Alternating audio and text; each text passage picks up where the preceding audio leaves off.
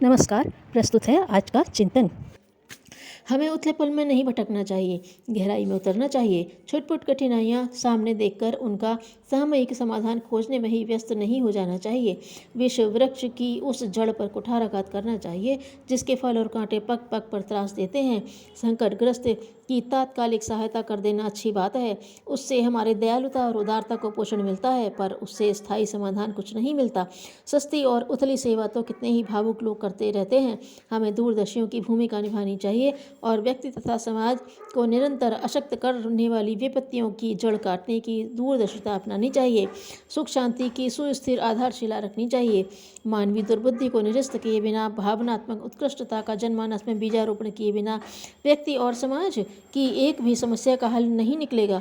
कोल्हू के बैल की तरह हम विविध प्रकार के हल्के फुल्के प्रयासों में चक्कर भले ही काटते रहें, कार्य कठिन है, उसका प्रतिफल प्रत्यारोपण चर्म चक्षुओं से दिख नहीं पड़ता, इसलिए अदूरदर्शियों को उसका कुछ परिणाम प्रतीत न होने से उत्साह भी नहीं मिलता। इसलिए लोग ज्ञान यज्ञ जैसे सर्वोत्कृष्ट परमार्थ की उपयोगिता समझ नहीं पाते, उसके लिए साहस नहीं जुटा पाते। यही कारण है कि सेवा परमार्थ की बात सोचने वाले लोग अन्नदान, जलदान, वस्त्रदान, औषधि दान आदि की बात सोचते तक सीमित रह जाते हैं। बहुत हुआ तो उन कार्यों में हाथ लगाते हैं जिनमें ख्याति और प्रशंसा मिलती है। धर्मशाला, मंदिर आदि इमारतें विशुद्ध रूप से दाता की ख्याति के लिए ही बनती हैं। उपयोगिता की दृष्टि से उनका लाभ न्यून ही है। हमें बाल स्तर से अपने को आगे बढ़ाना चाहिए और दूरदर्शियों की तरह उन कार्यों को हाथ में लेना चाहिए जिनसे मानवीय समस्याओं का स्थिर एवं आत्यंतिक समाधान संभव हो सके। युग निर्माण योजना के अंतर्गत भावनात्मक परिष्कार के लिए जिस विचार क्रांति की, बौद्धिक क्रांति की एवं नैतिक क्रांति की त्रिवेणी बहाई जा रही है, उसे अनुगामी बनाने के लिए हमें सर्वतोभावेन जुट जाना चाहिए। ज्ञान यज्ञ के उस आलोक को अधिकाधिक ज्योतिर्मय करना चाहिए जिससे अज्ञान अंधकार की कोठर में छिपकर बैठी हुई विकृतियों और विभीषिकाओं को मार भगाया जा सके। माना कि सेवा साधना का यही श्रेष्ठतम आधार पहले भी था, पर आज तो वह युग की अनिवार्य आवश्यकता बनकर सामने आया है। हम ऐसे युग निर्णायक बनाने और बढ़ाने में लगे हैं जो अपने अनुकरणीय आदर्शों से दूसरों को श्रेष्ठता के मार्ग पर चलने की प्रेरणा दे सकें। उज्ज्वल भविष्य की आशा का केंद्र जनमानस का भावनात्मक परिष्कार ही है। इस एक ताली से ही सब ताले खुल जाएंगे जिन्होंने सुख शांति तक पहुंचने के समस्त द्वारों को अवरुद्ध कर रखा है। लोगों को दिग्भ्रम में नहीं पड़ना चाहिए। छुटपुट सुधार कार्यों से लंबी चौड़ी आशाएं नहीं बांधनी चाहिए। शक्तियों को इधर उधर बिखेरना नहीं चाहिए। समस्त इच्छा शक्ति और साधन शक्ति को इकट्ठा करके जनमानस में भावनात्मक उत्साह भरना चाहिए। आदर्श निष्ठा में आस्था उत्पन्न करनी चाहिए। इतना संभव हो सका तो लोक शक्ति की चंडी जिधर जाएगी, जिधर बढ़ेगी, उधर ही घमासान उत्पन्न करेगी। कहाँ, किसे, कब, कैसे और क्या करना पड़ेगा, इसके लिए कोई चिरस्थायी लक्ष्मण रेखा नहीं खींची जा सकती। व्यक्ति की योग्यता, अभिरुचि, समय की मांग, साधनों की सुविधा को देखते हुए कार्यक्रमों का निर्धारण और परिवर्तन होता रहेगा। बदलती हुई परिस्थितियों में बदले हुए कदम उठाने के लिए हमें अपना मस्तिष्क खुला रखना होगा। लक्ष्य की पूर्ति के लिए कार्यक्रम बनते हैं, कार्यक्रमों के साथ लक्ष्य जोड़ा नहीं जा सकता। इन बातों को पर ध्यान रखने पर सदा सर्वदा के लिए तो कोई कार्य पद्धति नहीं बन सकती। व्यास जी ने लिखा है, जहाँ बहुत नेता बने, जहाँ बहुतों की महत्वाकांक्षा यश लिप्सा हो, वह दल अंततः नष्ट होकर रहेगा। युग शिल्पियों को समय रहते इस खतरे से बचना चाहिए। हम में से एक भी लोकेशनाग्रस्त बड़प्पन का महत्वाकांक्षी न बनने पाए। यदि हम महत्वाकांक्षा अपनाकर साथियों को पीछे धकेलेंगे, अपना चेहरा चमकाने के लिए प्रतिद्वंदिता खड़ी करेंगे, तो अपने पैरों पर कुल्हाड़ी मारेंगे और इस मिशन को बदनाम व भ्रष्ट करके रहेंगे जिसकी नाव पर हम बैठे हैं। युग शिल्पियों को राजकाजी लोगों की तरह बड़प्पन, ठाट बाट व वैभव की न तो चाह करनी चाहिए और न उसके लिए अपने पुनीत क्षेत्र में हाथ पैर पीट कर ईर्ष्या द्वेष का विष बोना चाहिए। जो जितना बड़ा हो वह उतना ही नम्र होकर रहे, अनुशासन का पालन करे और योग्यता के अनुरूप वर्चस्व पाने का प्रयास न करे। मिशन में योग्यता का नहीं, उस सज्जनता का महत्व है जिसके साथ नम्रता, निरहंकारिता अविच्छिन्न रूप से जुड़ी हुई है। हम में से कोई अहंकार प्रदर्शित न करे, छोटा बनकर रहे और अनुशासन पालन में अपना गौरव समझे। युग निर्माण संगठन की आवश्यकता और गतिविधियों की तीव्रता आंधी और तूफान की तरह बढ़ रही है।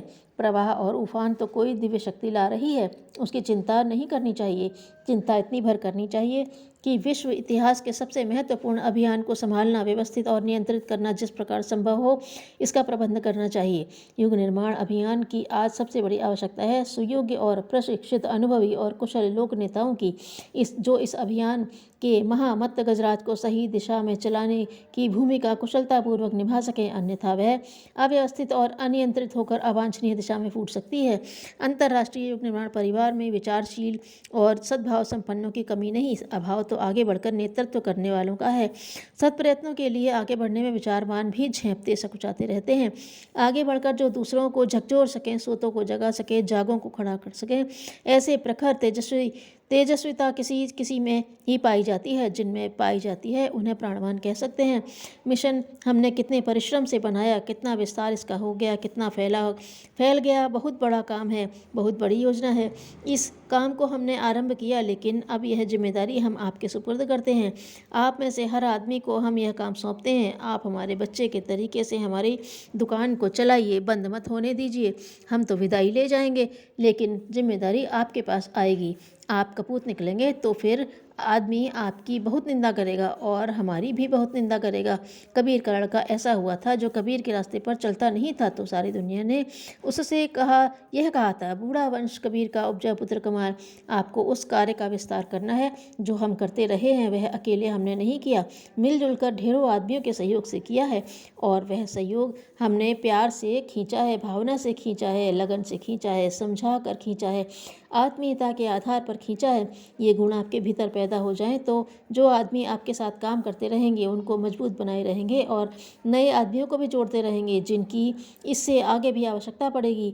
आपको संकल्प का नाम याद है ना? नया युग लाने का संकल्प।